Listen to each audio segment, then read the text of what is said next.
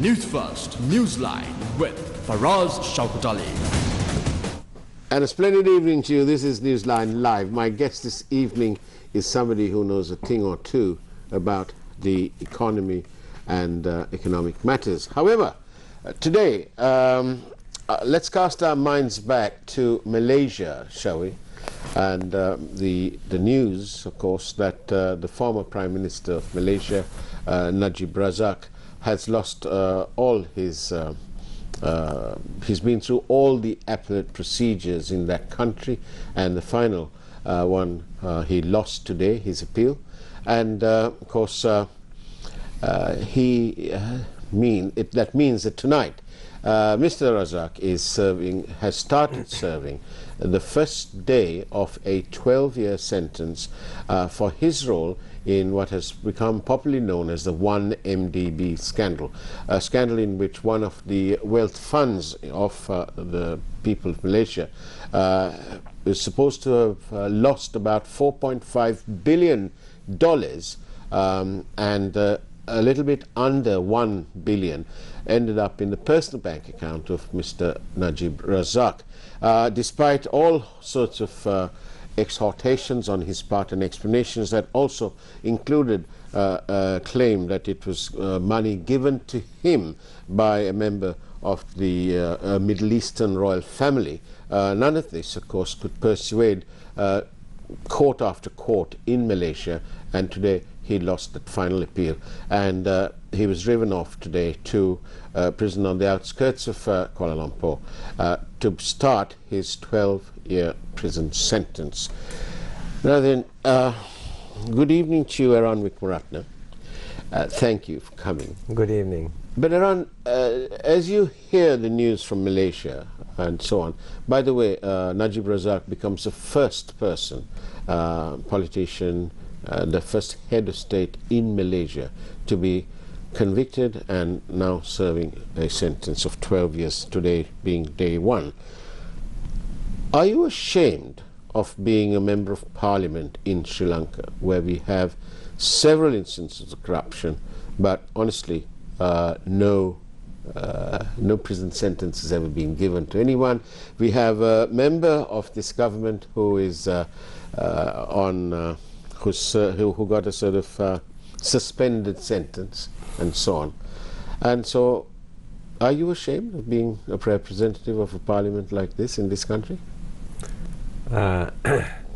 Yes, I am ashamed, I must admit that.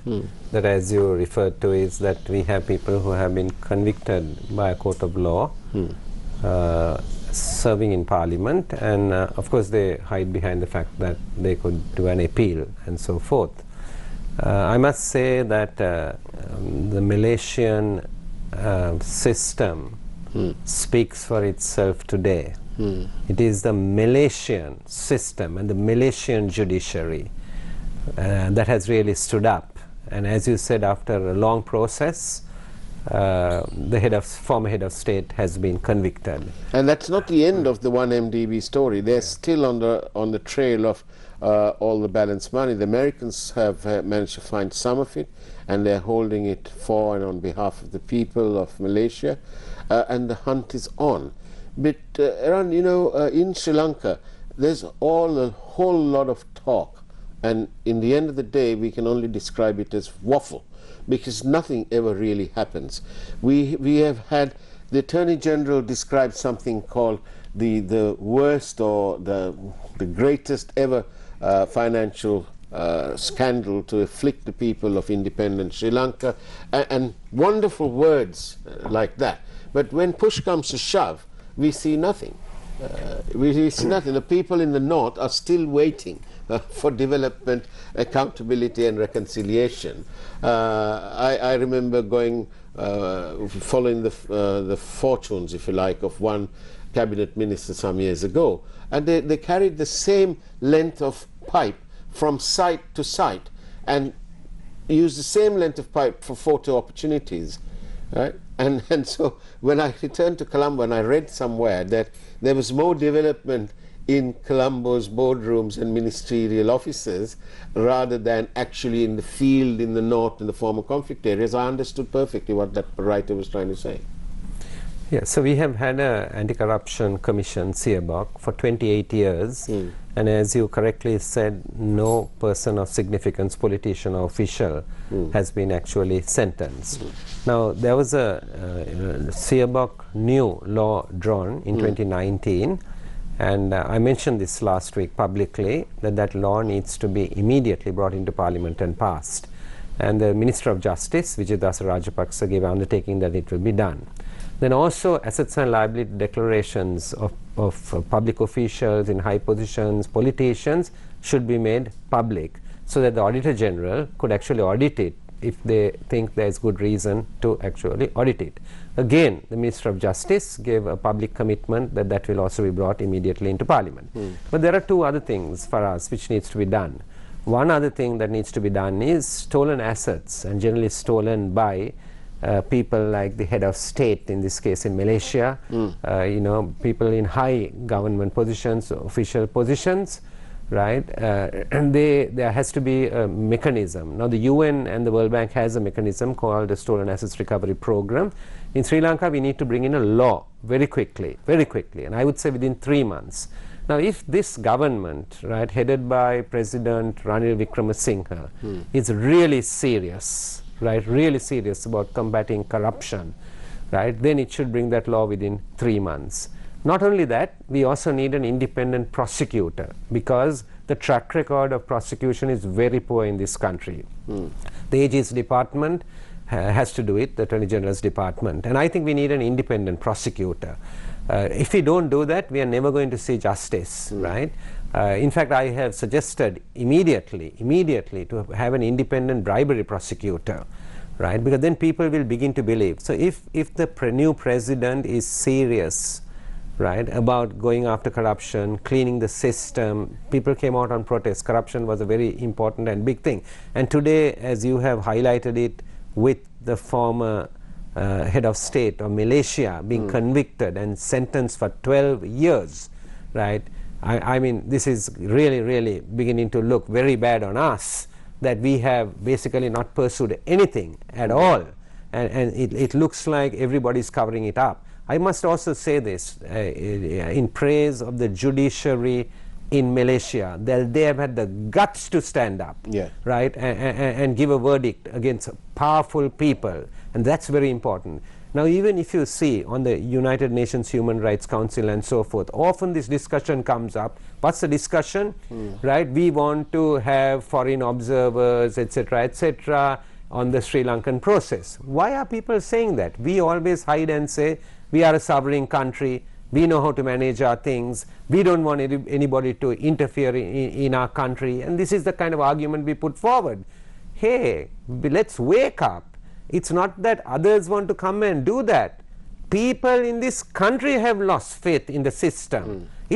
I mean, this is about our citizens have lost faith in the system, and we have to restore the faith in the system. That is why the discussion is still coming up. Now, if you have a verdict like you've just had in Malaysia, in this country, that question will never arise, because people will come to the conclusion that the system works and justice is dispensed locally.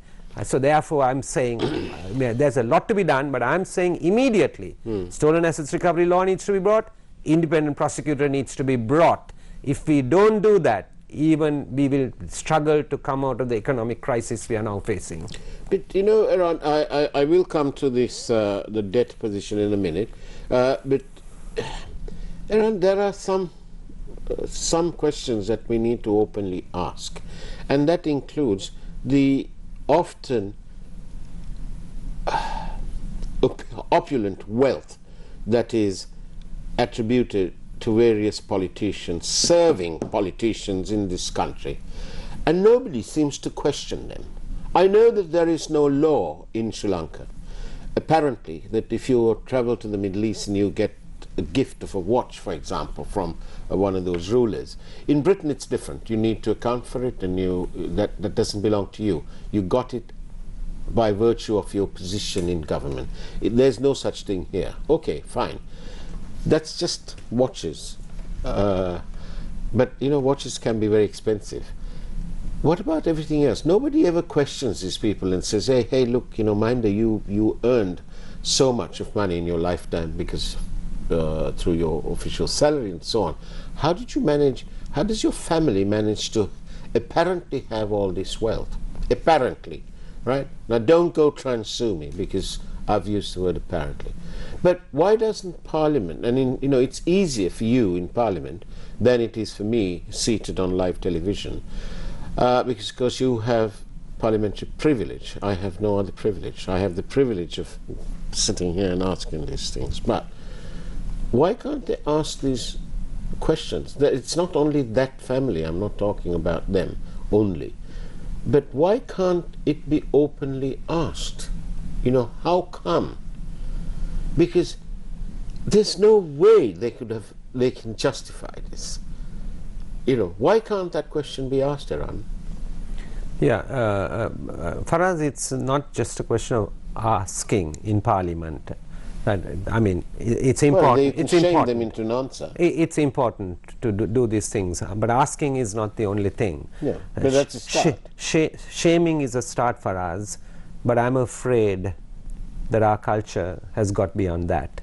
That people are not even ashamed of doing the wrong thing. So we have to really get down to people being taken before the courts, the court hearing it, and the court, not political victimization, the court deciding whether they have committed an offense or not, and then a punishment given through the court. We have to push it to that. So to push it to that only, I'm saying that this, now I was told last week that these two new laws will be brought, and I'm telling the government these two laws need to be brought in September, no delay.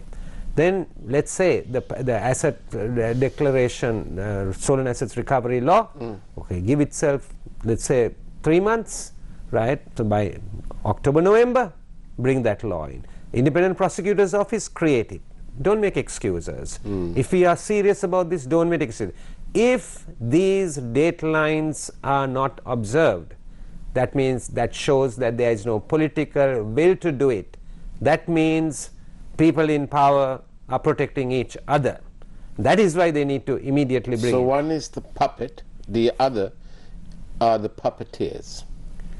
Yes, I mean, that's a conclusion that we will have to actually come to. That's the most natural conclusion that I can reasonably come to. Yeah, but I would say go one step further for us. If we want to really see change in this country, right, I really admire the public who came out in protesting and they stood up. I admire that, right? And then sometimes you hear things But like... some of them are now being investigated under the PTA.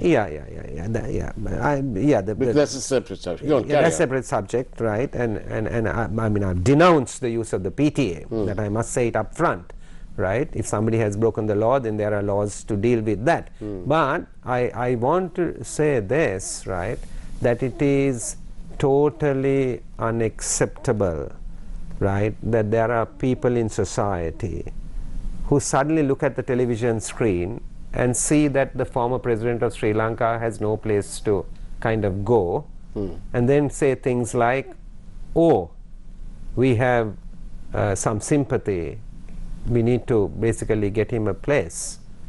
I have no issue in a citizen of this country returning to this country. I have no issue at all, because it's a right of a citizen. But also I think we need to be clear, right, that those who have held responsibility and have not either discharged those responsibilities correctly, or those who have stolen or indulged in anything corrupt, or they have permitted corrupt activity, you see, permitted corrupt activity, right, then they must face trial, they must face justice in this country. You know, we can't have a situation in which, right, it's not only politicians protecting each other. Sometimes I hear influential people in society saying that. Sometimes you hear this, it's okay if somebody steals something, right, as long as the job gets done. If that is our value system, and that's where the ethics are, then we are never going to have justice. We are never going to see the Najib Razak situation in this country if we settle for that. So we mustn't settle for that. We must make sure, because if we can deal with this, if we can be transparent, if we can deal openly, right, clearly, right, the markets are going to see it as positive, right. I need to go for a break. We'll come back to you, Eran Wickramaratne. It's now time to take a peek at this evening's headlines from that wonderful News First Primetime news team. We'll see you on the other side of the break, shall we?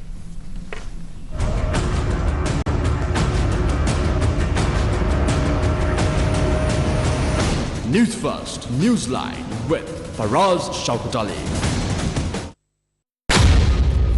Where were the IUSF activists taken after being detained for 90 days? Police hunt for Aragalaya activists. New act to replace controversial act. Did Sanath Nishanta go to deliver a letter on the 9th of May? සංදේශ මහා ලෝකයක ගන්න මේක සාප්පිදාන ගියේ. සංදේශ අරගෙන ඒව roll කරගෙන පොළොව වල ඔතාගෙන පොළොව උස්සගෙන එහෙම සංදේශ පාරදෙන යනකොට අපිට දැකලව නැහැ. What will happen to IMF negotiations? Harsha becomes new chairman of Parliament Committee.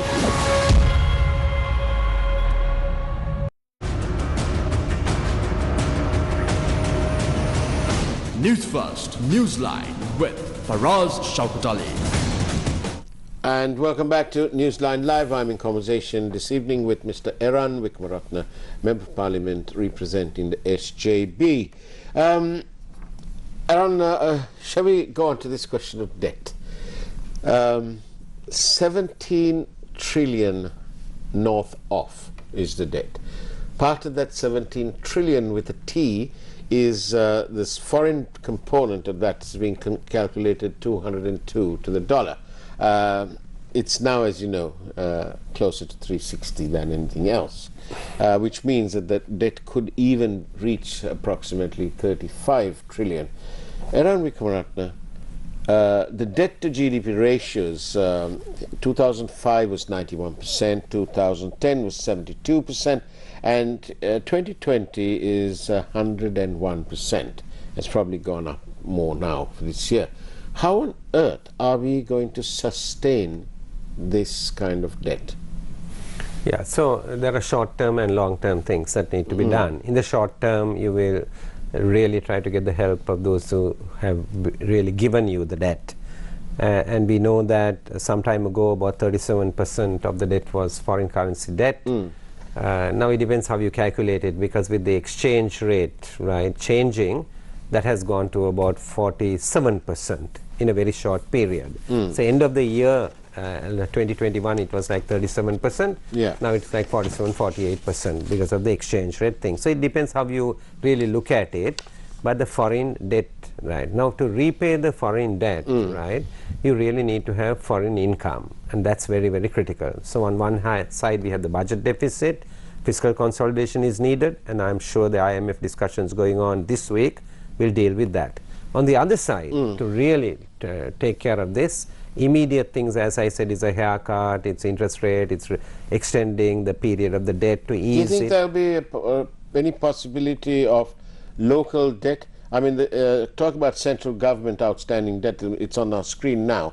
2005 was 2,226 billion, 2010 was 4,594 billion, and 2020 is 15,117. That is obviously 2020 must have gone very much north thanks to the maybe the exchange rate. 17.6 in 2021. Right. Yeah. Okay. So there you have it. So, Eran, what is the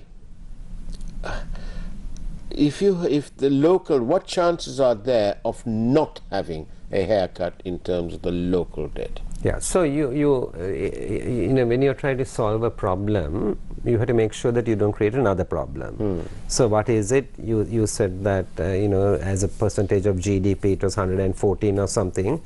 The president in his policy statement, it was said it was 140% of GDP, right? That's putting all the debt together. So the whole idea is to bring it to 100 and then start moving it down over a period of time. So that is the idea. So one is you can play games with maths, you see. So you take a haircut, mathematically it comes down.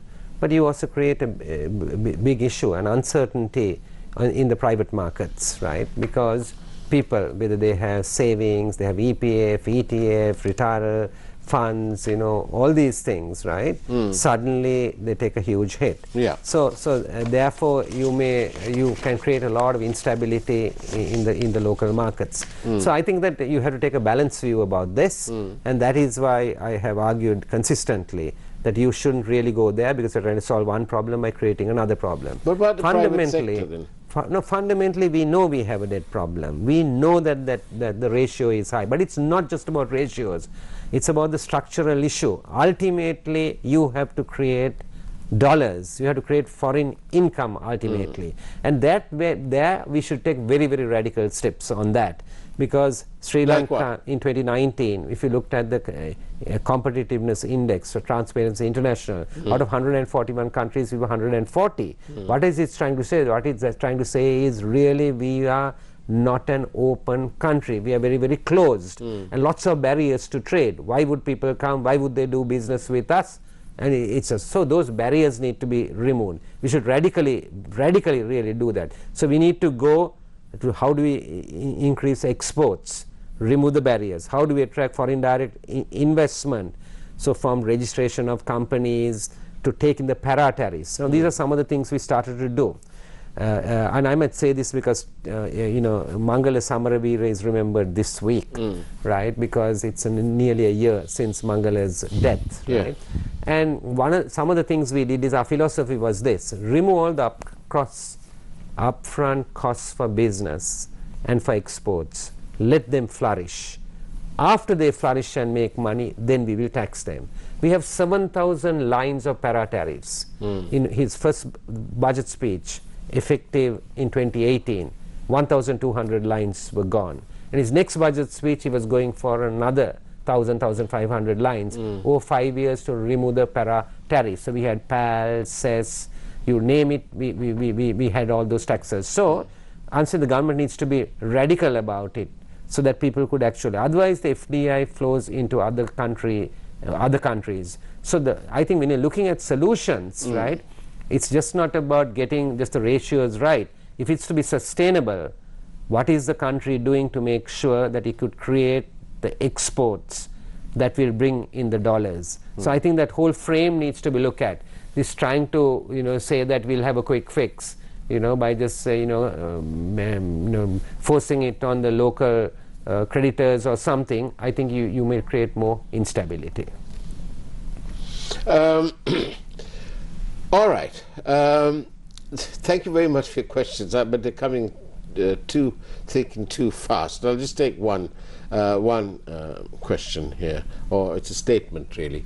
Why is Iran going to that side when they think it's more important to harass the Aragalea supporters than see how we can free and medicate the poorest of the poor? If the politicians don't have the integrity to stay with their parties without emulating frogs, there is no hope for the people who are let down time and time again. What do you have to say to that? Yeah, so we certainly want to assist the government in getting out of the present situation that it faces on the economy. But your leader says without positions. Yeah, because I mean, we have to look at what is actually happening and how we can be of assistance, right? What is happening presently, right? You referred to the Aragalea, for example, that people are being... So they're being harassed. How are you going to help them when you're seated in committees in Parliament and not in the ministries? So you mean if we go into government and they continue to do that, are we really assisting them?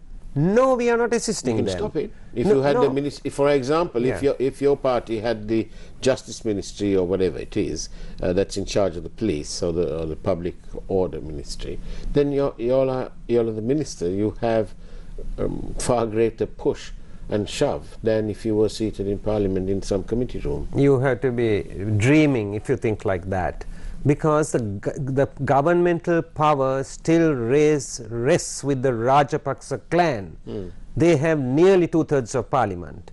Nearly 2/3 So of what Parliament. you are really in effect Yeah. is saying is that Yeah. the SJB under no circumstances is going to sit as ministers, take up position as long as the Rajapaksas, the 134 in the SLPP or aligned to the SLPP who voted Ranil in as the president, until that situation changes, you all are not going to sit. No, That's what you're no, I will not say that. If they can show that they are really doing a change, Like one what? is, I'll explain it. One is arrest of people, arbitrary arrests of people, right? People who are just protesters or innocent people standing by. They look at a camera and they have been arresting them and harassing innocent people who shouldn't have been even arrested. So that was one. Then what have they done? They are using the Prevention of Terrorism Act and taking people in on the PTA. What kind of crap is this? The PTA was to be basically changed and done away with, and a new law to be there. That was the agreement, and the present president knows that, because he himself was an advocate of that. We have been He just signed the DO. yeah, we have been an advocate of it as well. So why are you using that? So do you think that when that kind of thing is being done, that we could actually go and sit there? 2, 3, right? When you have people who are convicts or people who are accused of corruption in a cabinet, are we going to go and sit there? When you are going to appoint a cabinet of 30, 40 or whatever the big number is, you expect us to go and sit there? If they are serious about having a war cabinet, a war on the economy, have a small cabinet about 15, 20 people. Put the right people in there. Right? They must demonstrate that they are really willing to do that. Then I'm saying, in addition to that, bring in the anti-corruption laws. Then you are showing to the country that you are actually serious about doing these things. We will back the reforms on pricing, we will back the reforms on direct transfers to the poor, we will back the reforms on attracting foreign direct investment, all those we will back. But what we are saying is, if we have to take executive position, we don't have the majority in Parliament, but we are still willing to go. But let the government demonstrate its goodwill by doing the things that I have stated, including the abolition of the 20th Amendment. There's another question here, and it's relevant to the incident in Malaysia where the former Prime Minister Razak is starting the first day of his 12-year sentence for corruption. And that is here. Somebody's asking, what about the revelations in the Pandora Papers, where a relative of the Rajapaksas was named along with the partner? And you know, this person has asked a very relevant question. How about showing us how much of tax the person has paid in this country, income tax? Yeah, so as I said right at the beginning, there's a huge trust deficit. You have had Mr. Zubairi convicted in a US federal court. Yes. Payments made out by the Central Bank of Sri Lanka as a consultant, convicted in a US court, 12 years. I am just waiting to see why a case hasn't been put against him in this country, because it was taxpayers' money that was ultimately paid. And then the relevant people in the central bank who authorized it need to answer for that. 1. 2. The US Federal Court again made a conviction of the former Sri Lankan ambassador to the US, and he turned state witness. So they finally gave him a suspended sentence. That was also in the US Federal Court, not in this country. Do you remember the case of Airbus? Right. Then Yabas, there was a conviction in Yabas that the Yabas had to pay basically the British. The British Office of Serious Fraud, 5 countries named in which they had made illegal payments. Sri Lanka was named in it, and the former CEO and the spouse of Sri Lankan Airlines was named in it. What has Sri Lanka done? Because even those monies are the monies ultimately of the taxpayers of this country. Either what they have paid or what they should have gone. 3 cases I have named, all in foreign jurisdictions. So where is the trust that people have? So finally, justice is going to come in international courts, Because if your system doesn't work, then it will come in international courts. That's how it will happen. That is really a fact to be ashamed of, because we would like to see really our system working, the law being upheld, and proper governance in our country directed by people in this country. Eran Wickramaratne, thank you very much. Especially thank you for your explanation about why the SJB is reluctant to go and sit and take office. That has been a revelation expressed very clearly. Thank you. It's now time for the Primetime News, but not before I read the last of the messages I got today. As long as 134 donkeys are there, nothing will be done. Take care, good night, and God bless you all.